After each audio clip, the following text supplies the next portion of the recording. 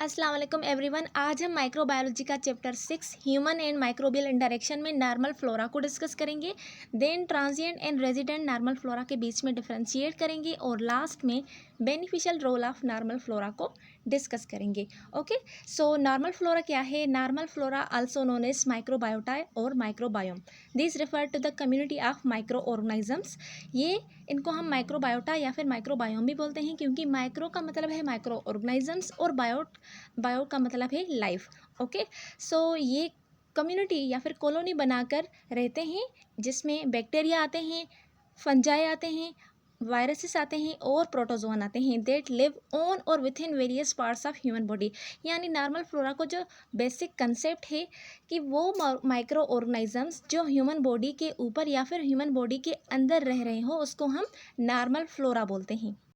Then वो कौन सी specific areas हैं बॉडी के अंदर जहाँ पर ये नॉर्मल फ्लोरा पाए जाते हैं? तो सबसे पहले जो है वो स्किन है। स्किन के ऊपर मोस्टली नॉर्मल फ्लोरा पाए जाते हैं। देन माउथ में प्रेजेंट होते हैं नॉर्मल फ्लोरा, उसके अलावा गट में भी प्रेजेंट होते हैं। देन रेस्पिरेटरी ट्रैक्ट में भी नॉर्मल फ्लोरा प्रेजेंट होते हैं और लास्ट में यूरोजेनाइटल ट्रैक्ट में भी प्रेजेंट होते हैं। तो ये वो स्पेसिफिक एरियाज हैं बॉडी की जहाँ पर मोस्टली माइक्रो ऑर्गेनिज्म यानी नॉर्मल फ्लोरा प्रेजेंट होते हैं। देन है ट्रांजिएंट फ्लोरा।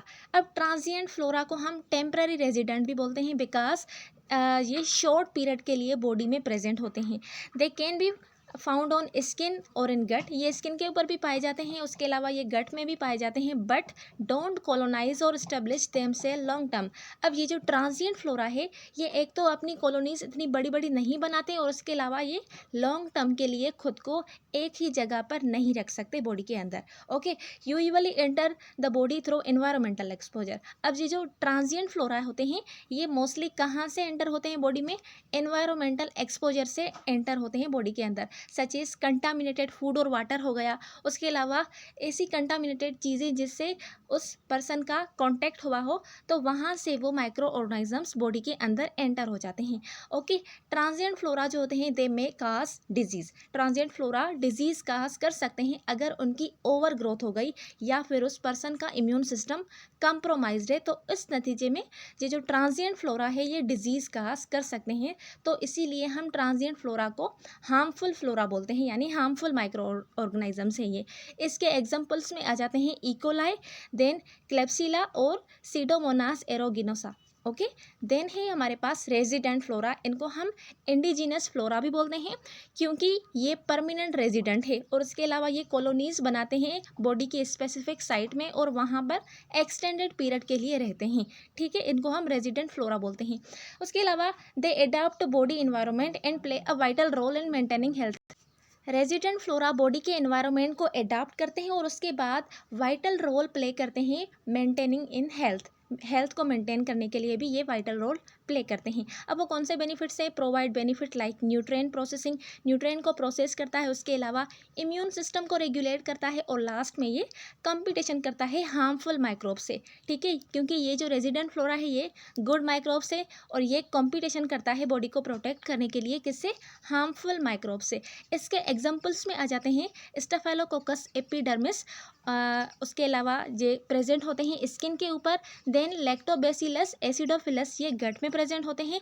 उसके बाद बिफाइडोबैक्टीरियम बिफिदम, ये भी गट में प्रेजेंट होते हैं। तो ये रेजिडेंट फ्लोरा है। अब जो इनके बीच में डिफरेंस था वो क्या था? जो ट्रांजिएंट फ्लोरा थे वो एक तो हार्मफुल फ्लोरा थे और उसके अलावा ये वो टेम्पररी टाइम के लिए थे, थोड़े टाइम के लिए थे। ठीक है, और वो बॉडी के अंदर प्रेजेंट नहीं होते, वो बॉडी से बाहर से आते हैं बॉडी के, और उसके अलावा ये हार्मफुल होते हैं। लेकिन जो रेजिडेंट है वो परमानेंट प्रेजेंट होते हैं बॉडी के अंदर, उसके अलावा ये बेनिफिट प्रोवाइड करते हैं बॉडी को और ये गुड फ्लोरा है। ओके ओके, देन की रोल्स ऑफ नॉर्मल फ्लोरा। अब नॉर्मल फ्लोरा के कौन से की रोल्स है, कौन से इसके बेनिफिट्स और काम हैं जो हेल्प करते हैं ह्यूमन की हेल्थ को मेंटेन करने के लिए? तो सबसे पहले है प्रोटेक्टिव बैरियर। अब प्रोटेक्टिव बैरियर में किस तरह से काम आते हैं ये? दे compete with pathogen for nutrient and space. ठीक है, ये जो नॉर्मल फ्लोरा होते हैं ये कम्पीट करते हैं पैथोजन से। पैथोजन यानी पैथो का मतलब होता है डिजीज़, जन का मतलब होता है प्रोड्यूसर, यानी डिजीज प्रोड्यूसर माइक्रो ऑर्गेनिज्म से ये compete करते हैं फॉर न्यूट्रिएंट्स एंड स्पेस। उसके बाद ये प्रिवेंट करते हैं कॉलोनाइजेशन बाय हार्मफुल ऑर्गेनिजम्स, जो हार्मफुल ऑर्गेनिज्म से यानी पैथोजन से उनकी कॉलोनी बनाने में उनको प्रिवेंट करते हैं, नहीं बनाने देते। तो इस तरह से ये प्रोटेक्टिव बैरियर के तौर पर काम आते हैं। ओके, देन सेकंड है immune system modulation. Immune system modulation में they help in development and functioning of immune system. Immune system की डेवलपमेंट और फंक्शनिंग में हेल्प करते हैं normal flora. And then nutrient synthesis and absorption में help करते हैं। तो in gut they aid in digestion of food and the synthesis of essential nutrients. Gut में ये डाइजेशन ऑफ फूड में हेल्प करते हैं, प्लस में एसेंशियल न्यूट्रिशन की सिंथेसिस करवाते हैं, जैसे कि विटामिन बी एंड के। और लास्ट में मेटाबॉलिक फंक्शनिंग में भी हेल्प करते हैं। They assist in fermentation of non digestible carbohydrate. जो नॉन डाइजेस्टेबल कार्बोहाइड्रेट है उसकी फर्मेंटेशन में हेल्प करते हैं। उसके अलावा बाइल एसिड की मेटाबॉलिज्म में हेल्प करते हैं। तो ये कुछ की रोल्स थे नॉर्मल फ्लोरा के। सो आई होप कि आपको नॉर्मल फ्लोरा का कंसेप्ट क्लियर हो गया होगा। मिलते हैं अगले वीडियो में इसके सेकंड पार्ट में। तब तक के लिए अल्लाह हाफिज़।